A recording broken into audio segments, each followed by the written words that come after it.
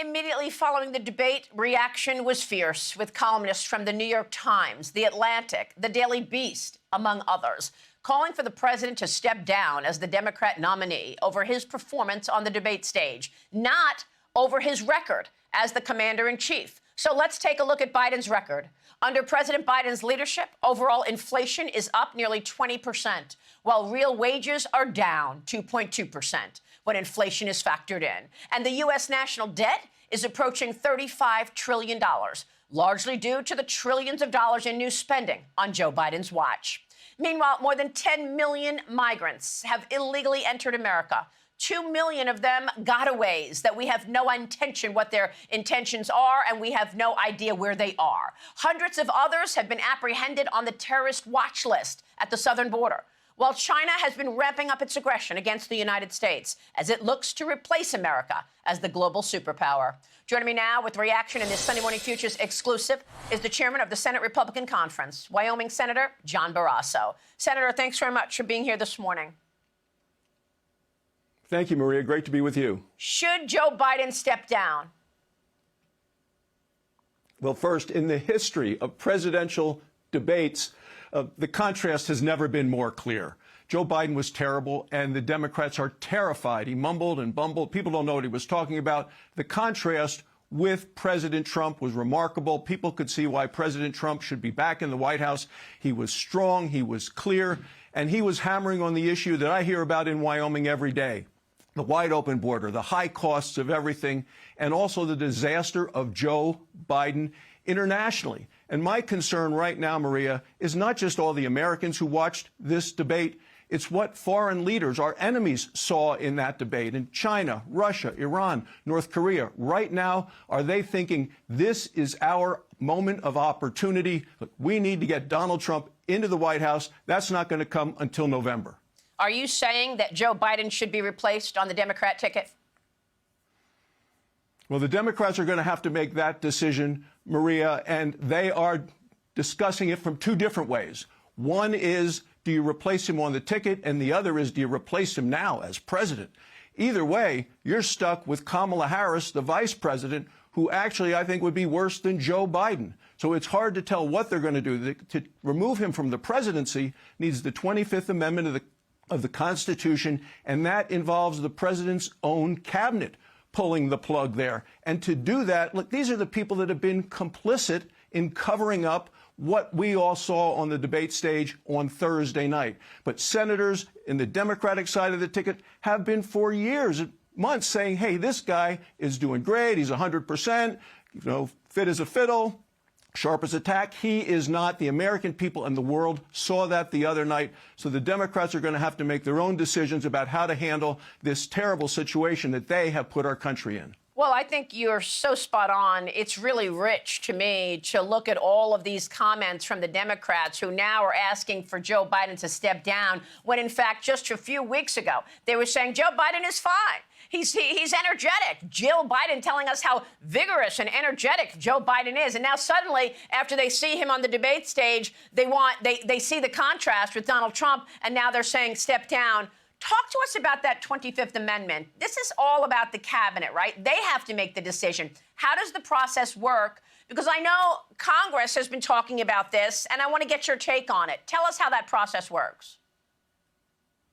Well, it's going to have to be the cabinet. They're going to have to be a vote of the cabinet to actually try to take the president out. Sure, Congress is involved, but it has to be originated there. And there are constitutional scholars who I'm sure are looking over this right now in the intricacies to it.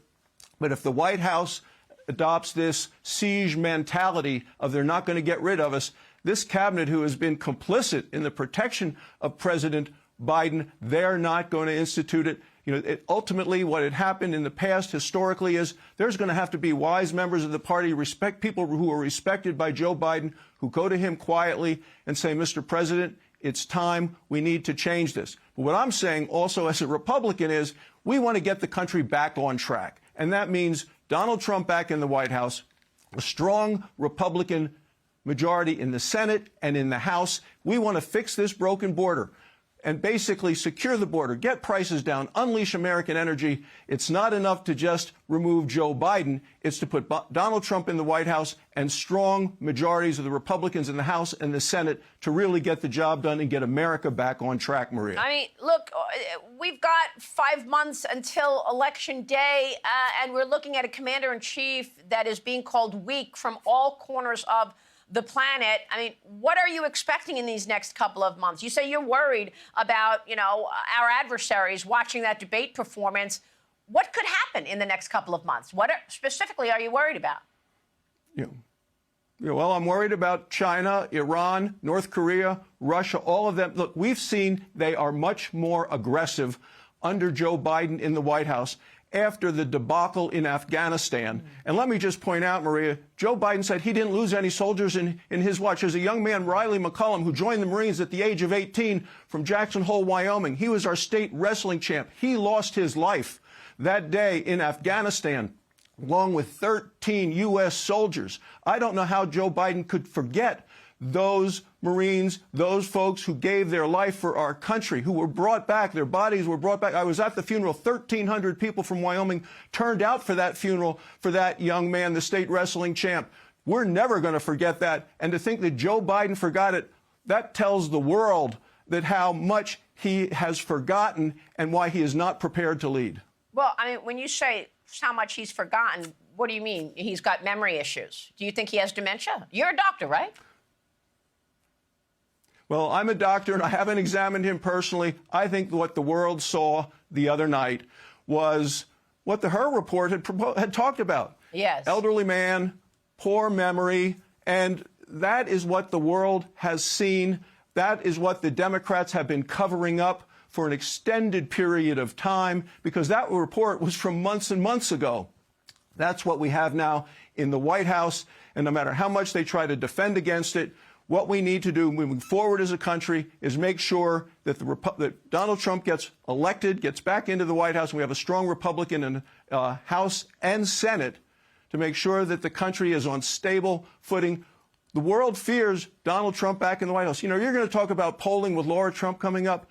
The poll number that I look at is the one that said, if there is a real crisis, if our nation is at risk, who do you want in the Oval Office? Right. Even before the debate, people wanted Trump in the Oval Office much more than Biden. I think that number has to be much, much higher now after what the world saw last Thursday night, Maria. What about the Senate? When are you expecting more clarity on who will replace Mitch McConnell and the leadership in the Senate? And secondly, would you support term limits? Well, first of all, that's going to be an interesting debate, but that's not till after the election in November. And what we know is that every Senate Republican, and I've been working with all of them, are traveling the country aggressively out there, working to make sure we have more Republican senators.